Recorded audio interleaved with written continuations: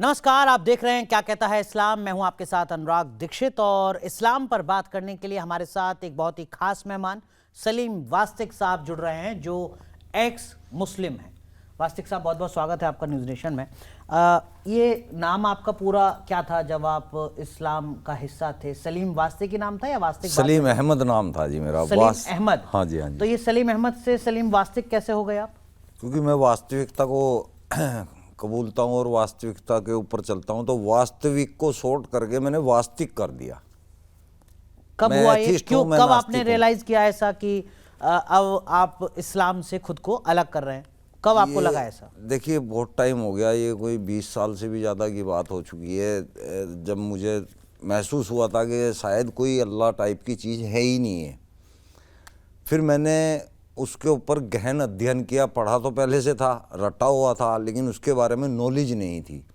फिर मैंने उसको हिंदी अनुवादों के साथ पढ़ना शुरू किया। जब मैंने कुरान शरीफ को, हदीसों को खूब अच्छे से हिंदी अनुवाद के साथ पढ़ा, तो मुझे बिल्कुल साफ सुथरा ये दिखाई दिया कि कोई इंसान अल्लाह का नाम यूज करके अपने आप अपनी बातें लिख रहा है। क्या काम करते थे आप?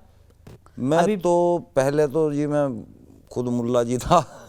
मतलब आप दाढ़ी वाड़ी रखते थे, टोपी लगाते थे, 5 वक्त की नमाज पढ़ते थे? हाँ, बाकायदा सर्टिफाइड मौलाना था मैं, और इमाम भी रहा हूँ मैं, और मज़ार के ऊपर अम्बाला जो है मैं तैनात था।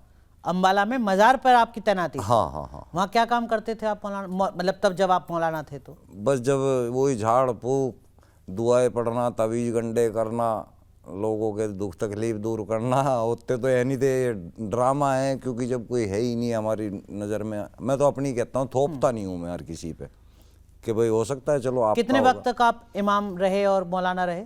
ज़्यादा टाइम नहीं जी, 6-7 साल का वक्फा रहा, 5 या 6 साल का। 5-6 साल तक आप खुद मौलाना रहे? हाँ हाँ हाँ। फिर दाढ़ी वाड़ी रखते थे पूरी? हाँ हाँ हाँ। अच्छा। सबको पता है। तो मैं नहीं मानता कि आप मुसलमान हैं। मैं ये मानकर चलता हूं कि आप गैर इस्लामी एक शख्स हैं जो इस्लाम को बदनाम करने के लिए इस तरीके का झूठ बोल रहे हैं। बिल्कुल हो जाता है। आप अगर मौलाना थे तो मुझे ज़रा नमाज पढ़ के सुनाइए, कुछ कोई कलमा या कोई और ऐसी चीज़ जो मुझे नहीं पता है। पहली सूरह पढ़ देता हूँ। अल्हम्दुलिल्लाहि रब्बिल आलमीन अर्रहमानिर रहीम मालिकि यौमिद्दीन इय्याका नअबुदु व इय्याका नस्तईन इहदिनस सिरातल मुस्तकीम सिरातल लज़ीना अनअमता अलैहिम गैरिल मग़दूबि अलैहिम वलज़्ज़ालिमीन। ऐसी बहुत हैं दुआएं हैं। रब्बना आतिना फिद दुनिया हसनतन व फिल आखिरति हसनतन व क़ीना अज़ाबन नार व क़ीना अज़ाबल क़ब्र व क़ीना अज़ाबुल हश्र। ये एक ऐसी दुआ है जो कि आपने अगर 100 गुनाह भी कर रखे होंगे ना, 100 कत्ल भी कर रखे होंगे, इसको आप पढ़ लेंगे तो आप बिल्कुल पाक साफ हो जाओगे। अच्छा, चलिए मैं मानकर चलता हूँ कि आपने ये 2 दुआ रट ली हैं मेरे स्टूडियो में आने से पहले।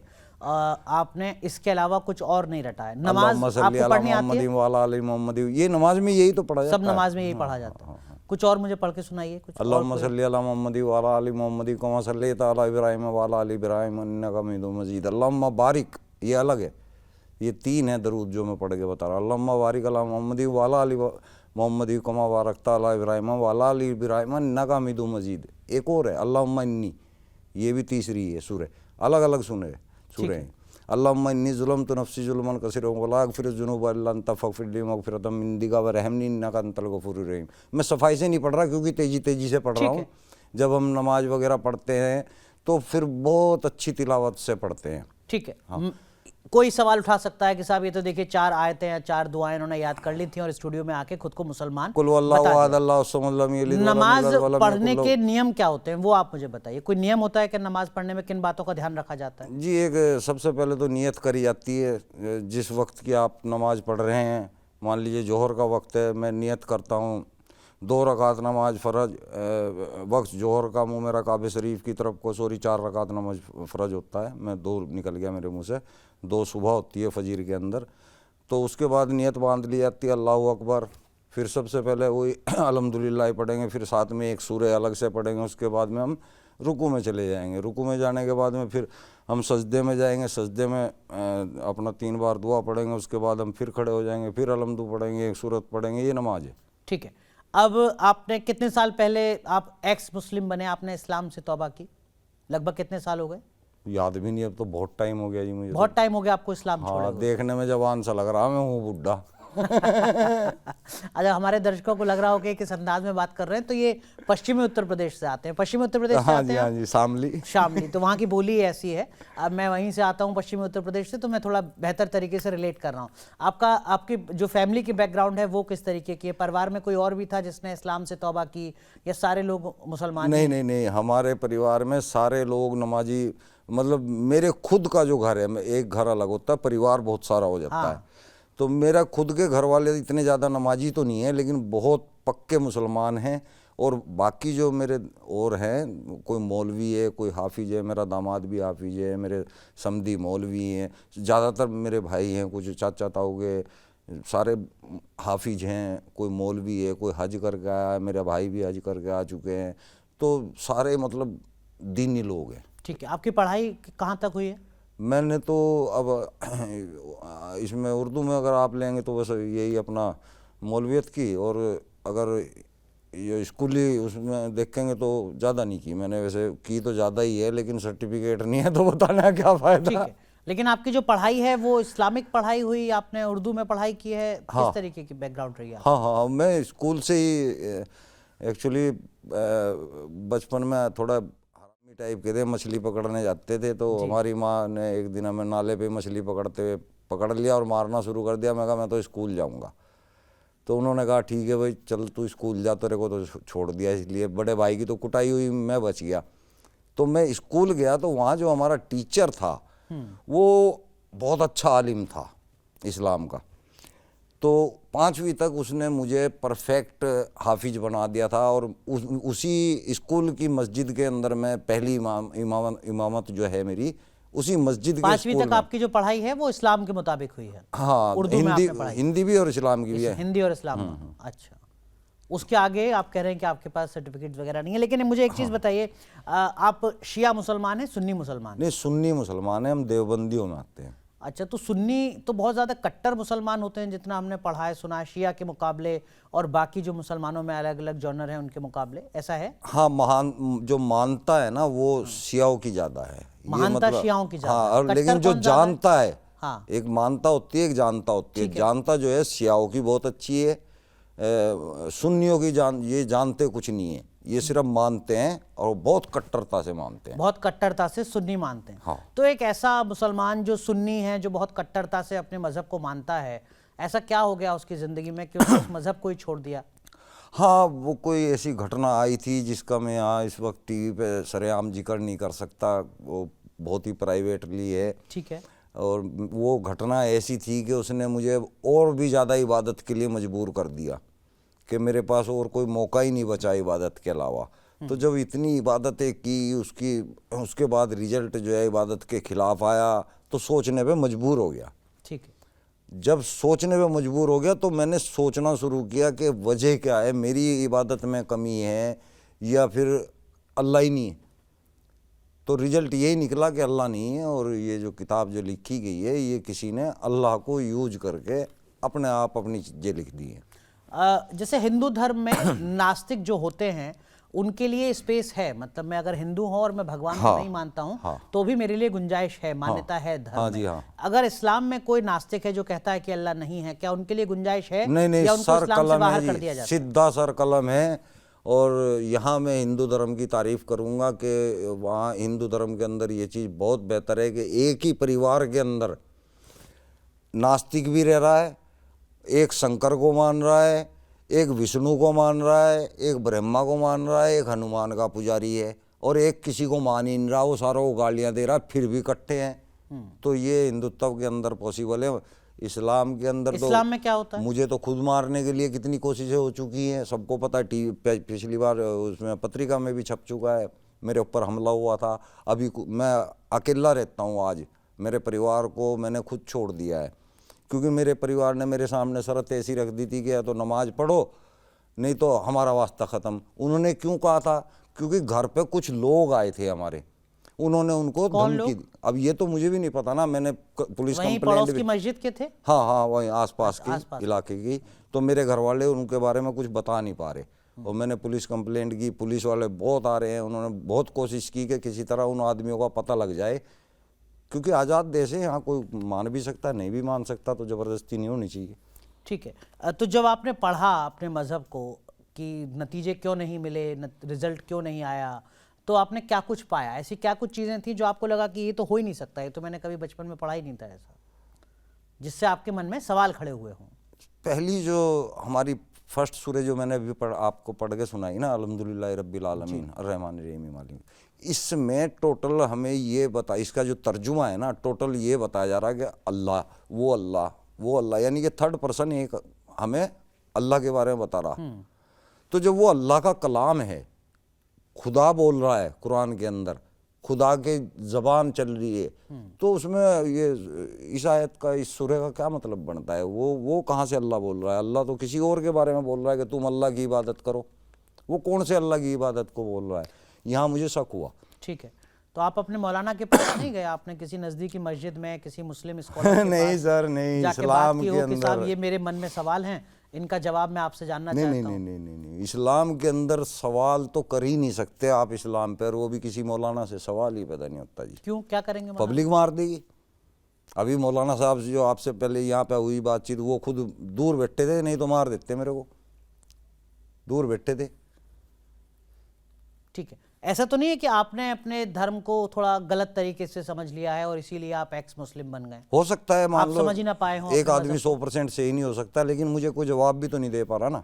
मैंने बहुत डिबेट भी की है, बातचीत भी की है, तो वहाँ भड़क तो जाते हैं, जवाब नहीं है सही किसी के पास, और मेरे पास जवाब है इन्हीं का लिखा हुआ, इस्लाम का ही लिखा हुआ है, तो मैं उसको मानूंगा कि सामने वाले मौलानाओं को मानूंगा। तो क्या आपको इस्लाम में लिखा हुआ ऐसा नजर आता है जिससे आपको लगता हो कि यार ये तो किसी मजहब का हिस्सा नहीं हो सकता? सैकड़ों बातें हैं जी। एक आप हज ही ले लें, मैं आपको हज के बारे में बता देता हूँ।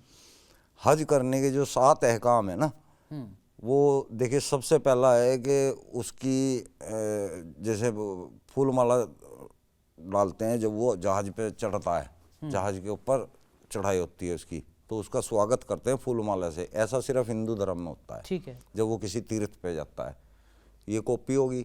फिर वहाँ पे जाने के बाद में जाते ही सबसे पहले उसका मुंडन होगा, हज करने वाले आदमी का मुंडन होगा। मुंडन कहाँ होता है? हिंदू धर्म के अंदर। कोई भी पूजा, बड़ी पूजा होती है, वो मुंडन करा के होती है। सब तो नहीं होती, लेकिन बहुत सारी पूजाएं ऐसी है जो मुंडन करा के ही होती हैं। तीसरा, मुंडन कराने के बाद आपको सफ़ेद सूत का कपड़ा पहनना पड़ेगा, उसी के अंदर हज होगा। अब आप ये बताइए कि जितनी भी पूजा होती है हिंदू धर्म के अंदर, क्या ये सफ़ेद सूत के कपड़े में नहीं होती? टोटल पूजा, जितनी भी बड़ी पूजाएं होती हैं, सभी सफ़ेद सूत के कपड़े पहन के होती है, कोई वैसे कपड़ों में नहीं होती। फिर वो तवाफ़ करते हैं, अपने मक्के का तवाफ़ करते हैं। तवाफ़ का मतलब चक्कर काटते हैं उसके इर्द गिर्द, परिक्रमा। हिंदू परिक्रमा करते हैं अपने मंदिर की, सेम कर रहे हैं ना, कॉपी। दूसरी, फिर आ जाते हैं वो उसको बोलते हैं तबर्रुक, प्रसाद। वो फिर तबर्रुक खरीदते हैं अपने घर परिवार के लिए, हिंदू प्रसाद खरीदता है। ठीक है, क्या अलग है? कुछ भी अलग नहीं। नहीं, फिर ठीक है, अभी और भी तो बताता हूँ। आपकी बात मैंने ये मान ली, लेकिन इसके पीछे की एक वजह ये भी तो हो सकती है कि भाई हिंदू धर्म बहुत पुराना धर्म है, कई हजार साल पुराना धर्म है, इस्लाम कई सौ साल पुराना धर्म है। वो सारी अच्छी बातें जो हिंदू धर्म में थी पहले से, वो इस्लाम ने भी कबूल की हो, इस्लाम का हिस्सा बनाया हो। नहीं, इस्लाम क्यों कबूल करेगा? इस्लाम तो आपको काफिर बताता है। इस्लाम तो, अच्छा हाँ, ये बात इस्लाम तो आपको काफिर बताता है, तो आपकी चीज जो क्यों कबूल करेगा? काफिर मतलब जो उसको नहीं मानता अल्लाह को और उसके रसूल से इनकार करता है, वो काफिर। काफिर का मतलब मार देने लायक, कत्ल कर देने लायक, और ये हमें कुरान से आदेश है। तो आपने ये कभी सवाल किसी अपने साथी से नहीं पूछा कि भाई अगर आप हिंदू धर्म से जुड़ी चीज़ों को कॉपी कर रहे हैं अपने धर्म में, तो आप हिंदू धर्म के लोगों को काफिर क्यों कहते हैं? क्यों कहते हैं कि सर जवाब तो नहीं देता। पूछने को तो मैं दुनिया से पूछने को तैयार हूँ, जवाब तो नहीं देता ना, कोई जवाब ही नहीं देता कोई। अब आप किसी को बुला लीजिए, मैं सवाल करता हूँ, वो जवाब दे दे तो भड़क जाएगा, जवाब नहीं देगा। ठीक है, एक सवाल आपने इन सारी चीज़ों पर खड़ा किया कि ये बहुत सारी चीज़ें हिंदू धर्म से कॉपी की हुई हैं, तो फिर अलग कैसे है इस्लाम? इसके अलावा कुछ और उदाहरण आपके पास? बस इसी पे टिका हुआ है, नमाज पे ही टिका हुआ है पूरा जो है इस्लाम, और इसमें है तो कुछ भी नहीं है। कोई स्पेशलिटी मुझे तो कुछ भी नहीं दिखाई देती कि भाई ये हो। मैं तो खुद बड़े बड़े मौलाना से कहता हूँ कि यार आप लोग इतनी स्पेशलिटी बताते हो, कुछ हमें भी बता दो ताकि हम मुर्तद ना हो, हम जो है नास्तिक ना हो, हम भी वापस आ जाए, तो कोई नहीं बता पाता। अब आपकी वापसी हो सकती है वैसे? इस्लाम क्या कहता है इसमें? नहीं, वापसी तो ऐसे नहीं हो इस्लाम क्या सकती। कहता है? मतलब अगर आप आज वापस से कहें कि मैं इस्लाम कबूल, आपने इस्लाम हाँ, छोड़ दिया वहाँ है, तो है, तो आप इस्लाम कबूल कर सकते हैं, वहाँ तो वापसी की गुंजाइश है। वहाँ गुंजाइश है हाँ। वापसी की। अभी आप काफिर की कैटेगरी में आते हैं या मुसलमान की ही कैटेगरी में आते हैं? नहीं, काफिर में आ जाते हैं हम। अब आप काफिर हैं, तो आपने जब इस्लाम को छोड़ा तो क्या ऐलान करना पड़ता है, मौलाना के पास जाना होता है, क्या प्रोसेस होता नहीं है? नहीं, इसमें कोई ऐसा प्रोसेस नहीं, हम आपने नहीं कह दिया मानते कि मैं नहीं हैं। मानता। हाँ बिल्कुल। आपको कहीं जान से मारने की धमकी किसी और देश से भी आई, मुस्लिम कंट्री से भी आई? पाकिस्तान से आई थी। क्या कहा उन्होंने? यही कहा था कि भाई छोड़ दो इस सब चीज़ को, ये बढ़िया नहीं है, फिर बचोगे नहीं ऐसे। मैंने कहा भाई तेरे से जो होता है कर लिए। ऐसा बहुत हो चुका, अभी ताजे में हुआ मेरे साथ में, पत्रिका में भी आ चुका। जी बताया। मेरे ऊपर हमला हुआ था। और तो उसमें आपने इस दरमियान हिंदू धर्म को, सनातन को पढ़ने समझने की कोशिश की कभी? काफ़ी कोशिश की है। ये धर्म कैसा लगा आपको? इस्लाम के सनातन मुकाबले? कोई धर्म है ही नहीं है। सनातन तो एक जो है ये प्रकृति, कला है। हाँ जी, जीने की कला है, तो सीधी सी ये बात है। आपको कैसा लगता है इस्लाम के मुकाबले? जब आप हिंदू धर्म की तुलना करते हैं, कंपैरिजन करते हैं, तो हिंदू धर्म में क्या अच्छी बातें आपको नजर आती हैं? मैं फिर कहता हूँ सर, हिंदू कोई धर्म ही नहीं है, सनातन है। और सनातन प्रकृति को कहा जाता है, और हम सारे सनातनी हैं। जो दुनिया के अंदर प्रकृति का आनंद ले रहे हैं वो सभी सनातनी है। ठीक बात है। तो इसमें ये आपको अच्छा लगता है? अब आप सनातनी के तौर पर अपनी जिंदगी जी रहे हैं? हाँ बिल्कुल, मैं अब सिंपल इंसान हूँ। पूजा करते हैं, मंदिर वंदिर जाते हैं? नहीं नहीं नहीं, मेरा यार, मैं किसी ईश्वर को भी नहीं मानता, किसी तरह के भगवान को नहीं मानता, मेरा किसी से कोई वास्ता नहीं है। अच्छा, अगर मुस्लिम परिवार की जगह हिंदू परिवार में जन्म फिर हुआ मैं होता मानता। तो मानते? हाँ बिल्कुल, क्योंकि मुझे बचपन से वो ही भरा जाता। जैसे हमारे यहाँ बच्चा पैदा होता है, अल्लाह अल्लाह अल्लाह अल्लाह, वो घुस जाता है खोपड़ी में, क्या करेगा बच्चा? वो बड़े होते तक पक जाता है आदमी। अगर मैं हिंदू धर्म में होता तो मैं आज जो है जय श्री राम या जय शिव शंकर या ऐसे कुछ ईसाइयों में होता, हालेलुया कर रहा होता। अगर कोई मुस्लिम स्कॉलर हमारे शो को देखकर आपको न्योता देते हैं कि आप आइए और जो भी इस्लाम से जुड़े आपके जहन में सवाल हैं वो सवाल पूछिए और वो आपको जवाब देंगे, आप तैयार हैं? अरे मैं कह रहा हूँ, मैं तैयार हूँ। मैं उस भाई की मतलब बहुत ज़्यादा कदर करूँगा जो मेरे सवालों के जवाब दे देगा। ठीक है। और जो बाकी मुस्लिम इस वक्त आपको देख रहे हैं उनसे क्या कहना चाहेंगे? वो सब मेरे भाई हैं, मेरे बच्चे हैं, मेरे परिवार के लोग हैं। इन दड़ियल मुल्लों की बातें मत सुनना दोस्तों।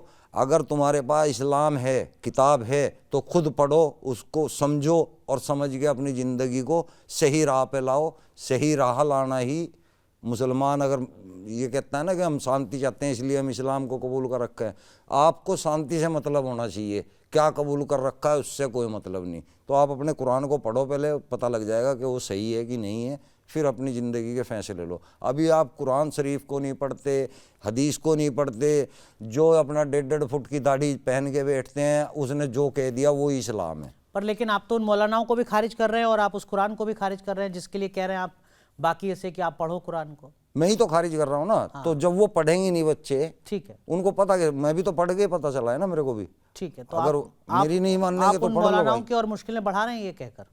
थोड़ी सी मुश्किलें तो बढ़ेंगी। ठीक है, चलिए बहुत बहुत शुक्रिया, बहुत बहुत शुक्रिया सलीम वास्तिक साहब हमारे साथ जुड़ने के लिए, क्या कहता है इस्लाम में अपने अनुभव को साझा करने के लिए। बहुत बहुत धन्यवाद ये शो देखने के लिए।